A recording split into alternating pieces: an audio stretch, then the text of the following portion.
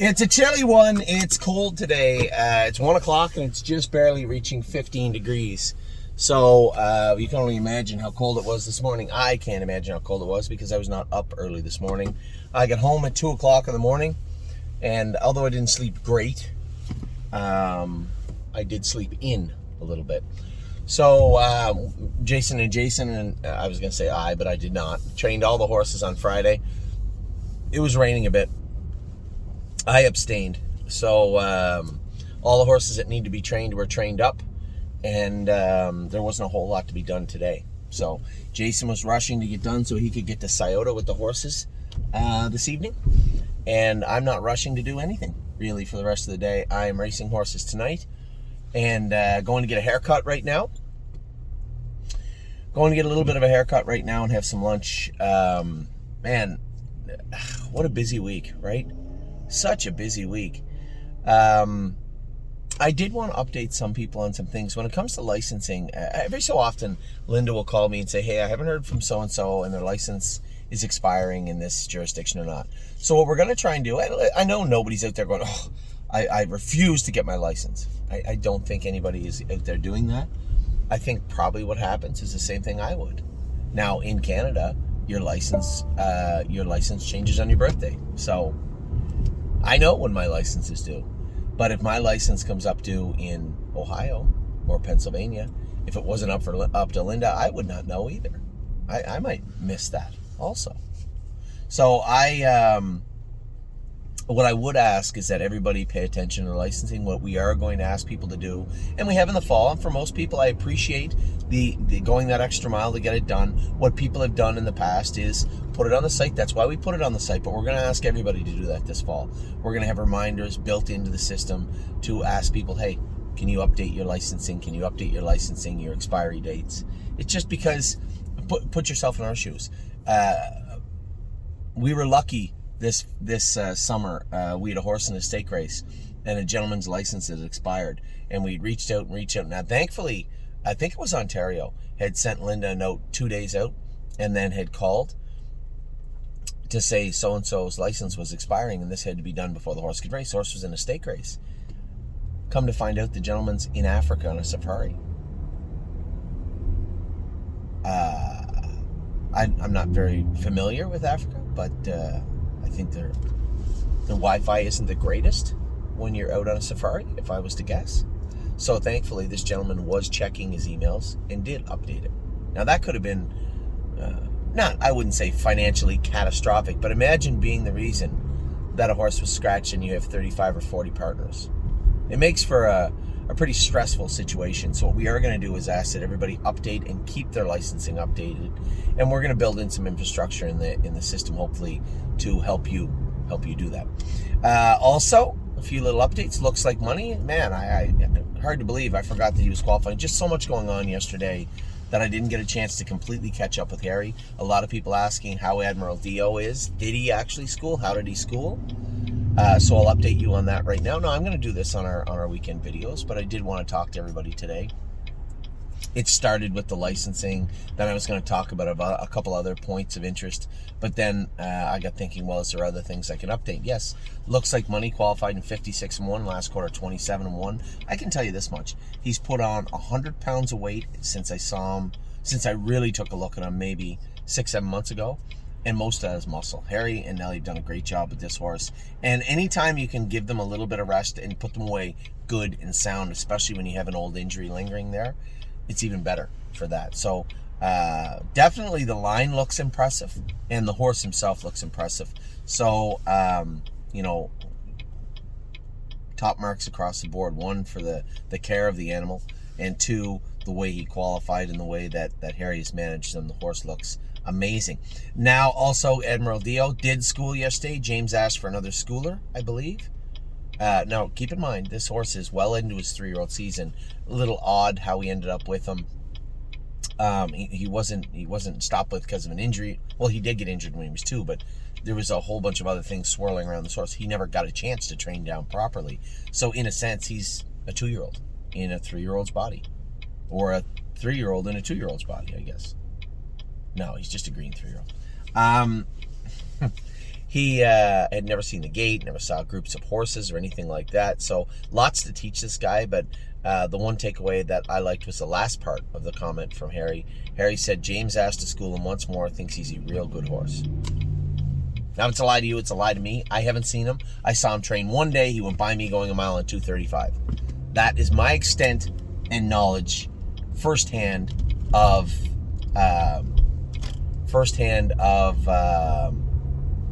Admiral Deal. So really, really happy with him.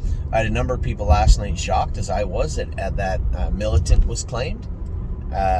Listen, we have a number of horses for that class, and that's just too much money to turn down for Militant. And man, I felt bad a little bit. Lauren has been attached to Militant for quite a while, jokingly, mostly as a 2-year-old, but took care of him and liked the horse. A very likable horse. His sister was completely psychotic, Nancy Allison, and drove me crazy. And this guy's the opposite. Real docile, kind of goofy way of going. A really likable horse, but there's no possible way you could turn down that kind of money for Militant. So Militant was claimed last night, and we'll be off to Sandy Beatty's barn. Sandy's a good old horseman, does a great job, and will really, really like Militant, I'm sure. There's spots for him down there, right? But the spot we had him in, there was just nothing else we do. And a brace for landing, somebody said, well, he won pretty easy. I wouldn't put him in there again. He's got one more win in that class, and then he's out of it. So he's going in there again. If they want him, fine. Gypsy Hill's not a bad horse. He fits in there for 75. Not a problem with him either. We have more than enough horses that can keep that class filling and splitting if they wanted to every single week. So Militant will be leaving us.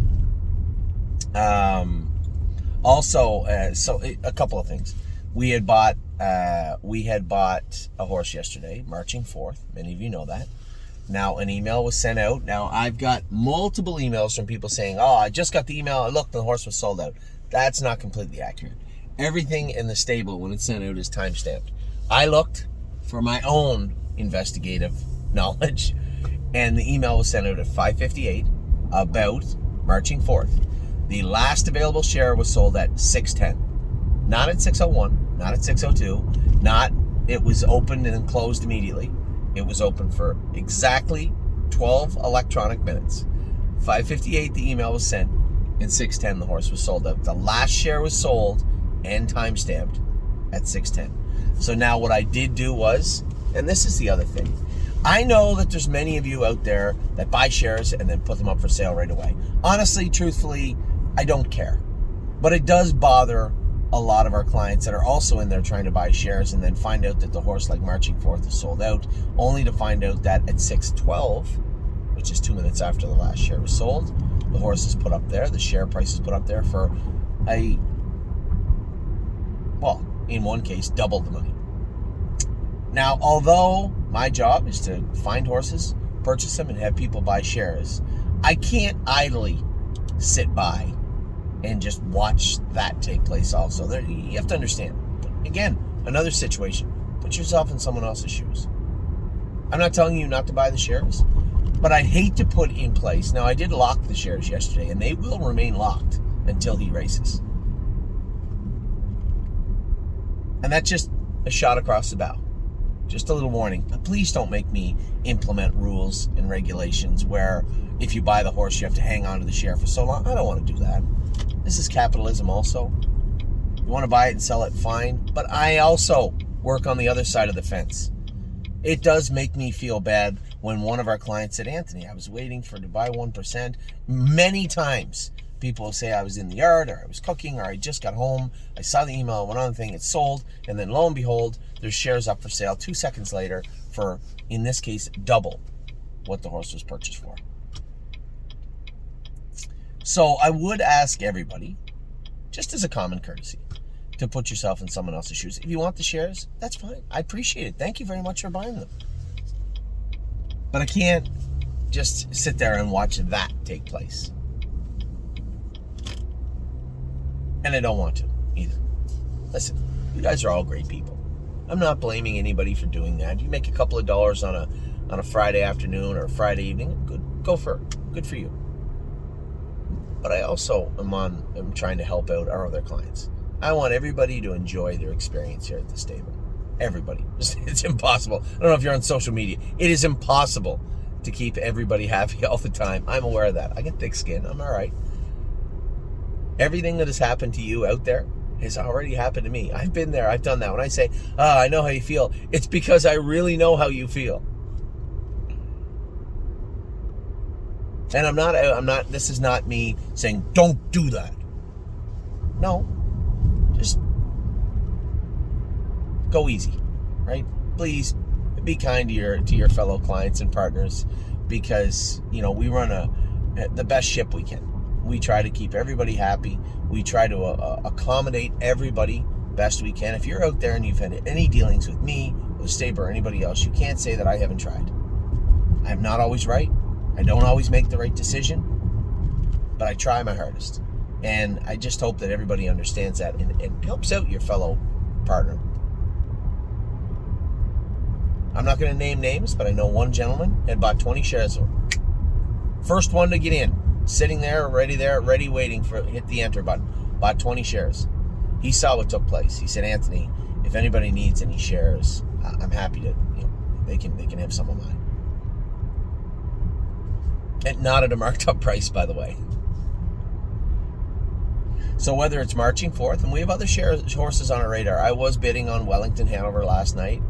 He made that break in the last turn. I watched him close, and I said, where do I fit that horse in?